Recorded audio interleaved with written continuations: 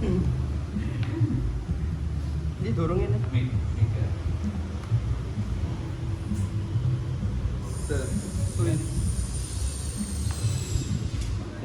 terus. Dah.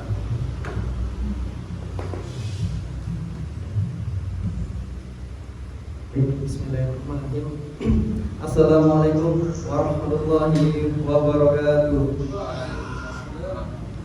Alhamdulillahirabbil alamin. Wa bihi nasta'in ala umuri dunya wa din. Sayyidina Muhammadin wa ala alihi washabihi ajmain. Amma ba'du. Rabbi ishrah li sadri wa yassir li amri wahlul 'uqdatam min lisani yafqahu qawli. Raditu billahi rabban wa bil islam dinan wa bi Muhammadin nabiyyan wa rasulullah. Bismillahirrahmanirrahim. Alhamdulillah, hari ini teman-teman, gimana kabarnya? Mas Maftu, Mas Lana, Mas Asbin, Masya Allah, alhamdulillah, ala kulli hal. Mas Fani, Mbak Nurul, Mas Edi sehat? Alhamdulillah, alhamdulillah. Alhamdulillah, puji syukur kita ucapkan kepada Allah atas segala nikmat yang Allah berikan kepada kita, yang tidak bisa kita hidup satu persatu nikmatnya. Yang paling utama adalah nikmat iman dan Islam. Semoga tetap tercurahkan kepada junjungan kita Nabi Muhammad SAW, manusia mulia yang membawa kita dari jalan kegelapan menuju jalan yang terang benderang, yaitu Islam. Alhamdulillah. Di kesempatan Morning Spirit hari ini kita akan membahas lanjutan dari pertemuan kemarin, yaitu membahas kitab Ta'lim Ta'lim, masuk di pasal 3, yaitu memilih guru dan kesabaran dalam belajar. Lanjutan dari pasal kedua kemarin, yaitu niat ketika belajar. Kita mulai dengan Bismillahirrahmanirrahim. Di dalam buku ini dimulai dengan sebuah tulisan, seorang penuntut ilmu memilih yang terbaik dari setiap ilmu. Selain itu, ia harus memilih ilmu yang dibutuhkan dalam urusan agamanya pada saat itu. Kemudian, ilmu yang ia butuhkan pada masa yang akan datang. Nah, maksudnya contoh lah, seperti yang kita bahas pekan lalu, ketika amalan-amalan yang harian yang kita kerjakan itu yang lebih diutamakan untuk dipelajari. Ilmu tentang sholat, gerakannya, bacaannya, hingga maknanya, mana-mananya dan lain-lainnya. Yang dimaknai dengan ilmu yang akan datang itu misalkan ketika teman-teman mau persiapan nikah lagi, mau haji, umroh dan lain-lain, nah itu kan pasti butuh persiapan ilmu lagi gitu. Nah, kenapa kita diwajibkan untuk mempelajari, harus memilih ilmu yang dibutuhkan dalam urusan agama? Nah, lebih penting karena menurut saya pribadi, ketika kita sekolah mulai dari TK, SD, SMP, SMA, bahkan kuliah, porsi yang kita pelajari, terutama di ilmu yang urusan dengan agama ataupun akhirat, itu porsinya sangat-sangat sedikit sekali kalau dibandingkan dengan ilmu akademik atau duniawinya. Kalau teman-teman dari sekolah-sekolah negeri atau sekolah-sekolah umum pasti nggak sampai 50%, bahkan nggak sampai 10% ilmu agama atau ilmu akhirat yang dipelajari. Nah, maka dari itu seharusnya, karena ilmu Islam itu agamanya sumulia, menyeluruh, dari nggak ada agama yang mengatur dari kita bangun sampai kita tidur lagi itu diatur. Bangun tidur ada adabnya, ada doanya, ya. Sampai ketika mau tidur kita berdoa juga. Dari kita lahir kita diazani, sampai kita mati juga. Maksudnya Islam agama yang sangat-sangat sempurna, sangat sempurna dalam mengatur segala urusan umatnya.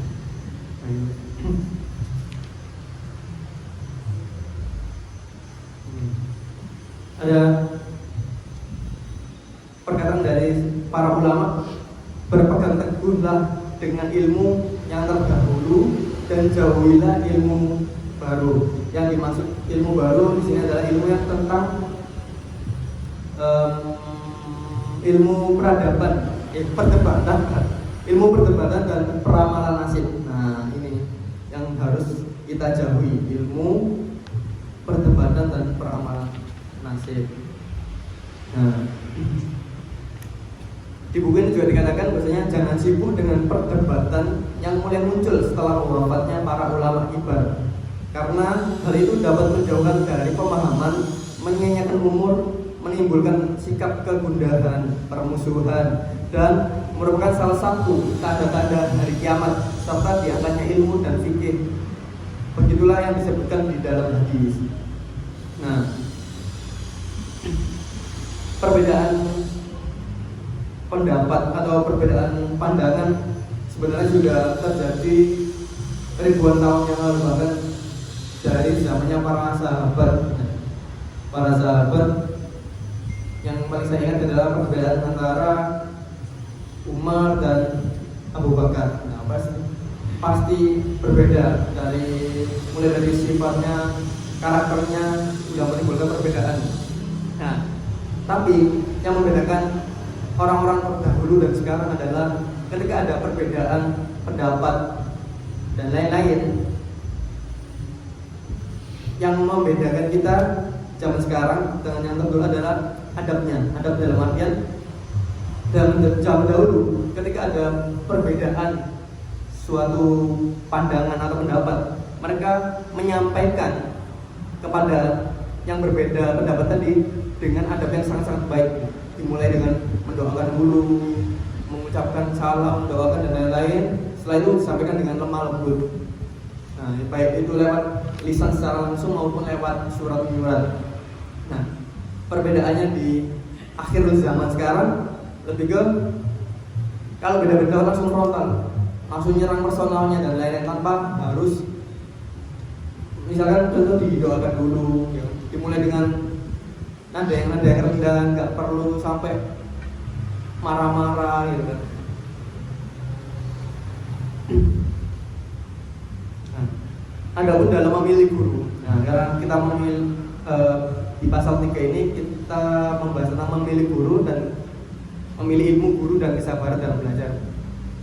Nah, memilih guru seyogyanya seorang penuntut ilmu memilih yang paling berilmu, yang paling warok dan paling tua. Nah, apa itu paling warok? Paling warok adalah meninggalkan atau menghindari segala hal yang mengandung syubhat atau tidak jelas halal haramnya. Nah, kenapa paling tua? Karena paling tua itu kalau zaman dahulu lebih menyimbolkan paling tua adalah lebih bijaksana dan lebih berwibawa. Jadi seorang guru pasti kan dimintain pendapatnya ketika kita sedang ada masalah atau ujian hidup, kita minta saran kepada guru kita karena beliau kita pandang orang yang berwibawa. Kita tunggu setiap nasihat-nasihat yang keluar dari setiap perkataan beliau. Nah, mengutip tadi, kenapa perbedaan pendapat itu menjadi salah satu tanda-tanda akhir zaman atau tanda-tanda kiamat. Nah, ada riwayat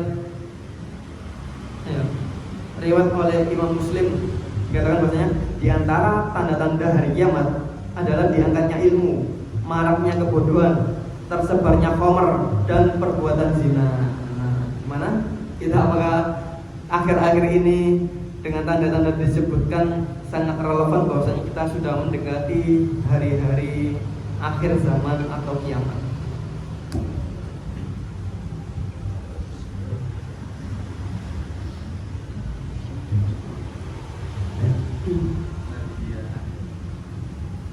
Abu Hanifah berkata, ada seorang penuntut ilmu meminta pertimbangan kepadaku tentang thalabul ilmi, sementara ia telah berniat pergi ke Bukhara. Bukhara itu sebuah, kalau zaman dahulu, sebuah wilayah yang pusatnya ilmu berada itu, untuk thalabul ilmu. Nah, begitulah seharusnya seseorang mesti meminta pertimbangan dalam segala urusan, karena Allah telah memerintahkan Rasulnya untuk bermusyawarah dalam segala urusan. Padahal beliau adalah manusia paling cerdas ya, di zaman beliau. Nah, namun itu beliau tetap diperintahkan Allah untuk bermusyawarah dengan para sahabat. Contohnya di perang Ahzab. Nah, ketika perang Ahzab ada musuh-musuh Islam, ada sekitar 10.000 pasukan yang akan menyerang Madinah. Nah, kemudian Rasul mengumpulkan para sahabat untuk dimintain pendapat. Nah, kemudian muncullah Salman Al-Farisi dengan ide yang masya Allah cemerlangnya untuk membuat parit dan lain-lain. Nah, ini salah satu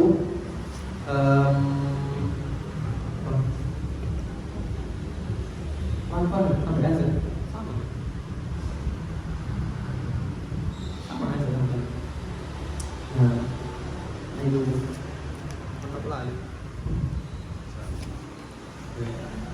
Nah, di dalam buku ini juga dikatakan bahwasanya lelaki itu ada 3.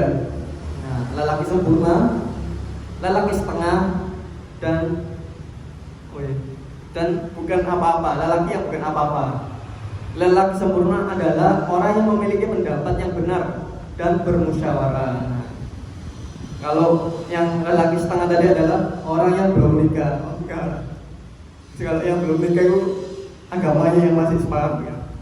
Lelaki setengah adalah orang yang memiliki pendapat yang benar tetapi tidak bermusyawarah, atau bermusyawarah tapi tidak memiliki pendapat. Nah, itu lelaki yang setengah-setengah. Nah, teguran buat kita yang merasa laki-laki, ketika kita ada suatu problem dalam sebuah organisasi ataupun lain-lain, kita seharusnya ikut memberikan pendapat dalam musyawarah tersebut. Nah, yang bukan laki-laki tadi adalah orang yang tidak memiliki pendapat dan tidak pula bermusyawarah. Nanti dia hidup ngalor ngidul gak jelas, manut aja gitu.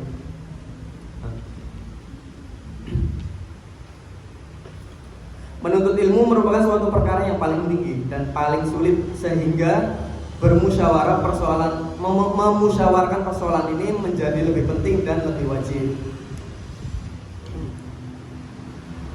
Di dalam buku ini dikatakan bahwasanya Al-Hakim berkata, jika kamu pergi ke Bukhara, jangan terburu-buru untuk berburu ke banyak imam. Cobalah tinggal di sana untuk sekitar 2 bulan. Hingga kamu memikir-mikir dan memilih seorang guru. Ini bab memilih guru ya. Sebab jika kamu sudah pergi belajar kepada seseorang alim dan kamu langsung belajar kepadanya, bisa jadi kamu tidak tertarik dengan pelajarannya, sehingga kamu meninggalkannya dan pergi mencari guru yang lainnya. Nah, ini bagian dari adab kita terhadap guru. Nah, kita tidak boleh sembarangan pindah-pindah guru tanpa ridhonya beliau, sehingga dampaknya nanti ketika kita belajar, ilmu-ilmu yang kita dapatkan tidak berkah. Kecuali kalau dikik dari muridnya itu ya langsung. Nah, pikir-pikirlah selama 2 bulan tadi untuk memilih seorang guru, dan jangan lupa meminta pertimbangan supaya kamu tidak akan meninggalkannya, tidak berpaling darinya, dan kamu tetap di sisinya, sehingga belajarmu diberkahi dan kamu banyak mengambil manfaat dari ilmumu. Ketahuilah bahwa kesabaran dan keteguhan adalah fondasi besar dalam segala urusan, tetapi ia sangatlah langka, seperti kata orang-orang di dalam buku ini kan. Ada sebuah kutipan atau syair di dalam ini, semuanya bergerak untuk menggapai cita-cita dan mengejar ketinggian, namun yang langka pada diri seseorang adalah keteguhan. Maka dari itu seorang penuntut ilmu harus betah dan sabar terhadap gurunya dan dalam mempelajari kitab, dan janganlah meninggalkan kitab tersebut sampai dia membacanya secara keseluruhan. Selain itu, ia mesti betah dan sabar mempelajari satu bidang ilmu tertentu, tidak sibuk dengan bidang ilmu lainnya, sampai ia menguasai betul bidang ilmu yang pertama tadi. Nah, seperti yang dikatakan oleh Imam Syafi'i kalau misalnya, jika kamu tidak bisa menahan lelahnya belajar, maka kamu akan menahan perihnya kebodohan. Itu gitu Mas Imsa. Oh, Mas Lanang Imsa. Ada syair yang dikatakan oleh Ali bin Abi Thalib juga. Ingat, kamu tidak akan mendapatkan ilmu kecuali dengan 6 perkara. Akan aku kabarkan padamu seorang semuanya dengan jelas: kecerdasan, kemauan, kesabaran, dan bekal atau harta, arahan guru, dan waktu yang panjang. Selain memilih guru, di dalam kitab ini juga dijelaskan bahwasanya pentingnya juga kita memilih kawan. Adapun dalam memilih kawan, pilihlah orang yang bersungguh-sungguh, warok, memiliki tabiat yang lurus, mau mudah memahami, menjauhi teman yang malas, suka menganggur, banyak bicara, suka merusak, dan suka memfitnah. Masya Allah. Nah itu kenapa kita perlu sekali di dalam buku ini dijelaskan kenapa kita perlu sekali juga memilih dalam urusan teman, karena tergantung dari sejauh mana kita teguh dalam pendirian kita atau prinsip kita. Karena nanti jatuhnya kita akan mewarnai atau diwarnai. Dalam artian kita seperti yang kemarin disampaikan oleh Ustaz Wadi, kita diciptakan Allah manusia sebagai khalifah di muka bumi untuk membenarkan atau meluruskan hal-hal yang tidak benar. Tadi jika kita sedang tidak baik-baik saja, itu pertanyaan dalam hati kecil kita, teman-teman. Apakah kita mau terus berada dalam kondisi yang tidak baik, atau kita mau ikhtiar untuk menjemput hidayah dengan cara berkumpul dengan orang-orang soleh seperti yang dinyanyikan oleh Opik, Tomba hati ono limo perkorone. Salah satunya adalah berkumpullah dengan orang-orang yang soleh agar kita ketularan, minimal ketularan soleh hilang. Kalau kita kumpulnya sama orang jual ikan, ya ampun amis. Kalau kita kumpulnya sama orang jual bambu, kan ketularan wangi. Insya Allah itu. Nah, ada syair yang mengatakan juga, jangan berkawan dengan orang malas dalam semua keadaannya. Berapa banyak orang soleh rusak lantaran rusaknya orang lain. Penyakit bodoh cepat menular kepada orang yang kuat. Bara api yang ditaruh di atas aku akan padam juga. Masya Allah, bodoh itu ternyata bisa menular. Bahaya sekali bro. Ini sebuah nasihat dan peringatan buat saya terutama, maupun buat teman-teman yang sedang mendengarkan Morning Spirit dia hari ini. Nah, sebagai kata-kata penutup dikatakan bahwasanya teman yang jahat lebih buruk dan berbahaya daripada ular berbisa. Demi Allah, Zat yang Maha Tinggi lagi Maha Suci, teman yang jahat menyeretmu ke neraka jahanam, ke neraka jahim. Teman yang baik akan mengajakmu ke surga. Nah, insya itu sebagai penutup pertemuan Morning Spirit di hari ini. Semoga Allah limpahkan nikmat kita bisa silaturahim lagi baik offline maupun online, dan kita bisa belajar bareng lagi. Insya Allah untuk pekan depan kita akan membahas pasal 4, yaitu takzim terhadap ilmu dan ahli ilmu. Insya Allah itu akhirul kalam. Wassalamualaikum